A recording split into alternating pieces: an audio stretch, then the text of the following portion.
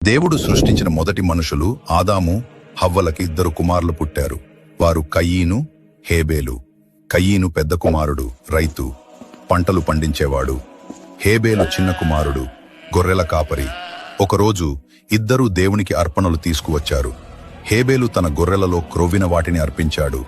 దేవుడు హేబేలు అర్పణను ఆనందంగా స్వీకరించాడు. కాని కయీను తన పంటల్లోంచి కొంత మాత్రమే తీసుకొచ్చాడు, ఉత్తమమైనవి కాదు. దేవుడు అతని అర్పణతో సంతోషించలేదు. దాంతో కయీను చాలా కోపంగా ఈర్ష్యతో నిండిపోయాడు. దేవుడు అతని మనసును చూశాడు. అతనితో మృదువుగా చెప్పాడు, నీవు మంచి పని చేస్తే సంతోషంగా ఉంటావు, కాని చెడును చేస్తే పాపం నిన్ను వెంబడిస్తుంది. కాని కయీను తన ఈర్ష్యను ఆపుకోలేకపోయాడు.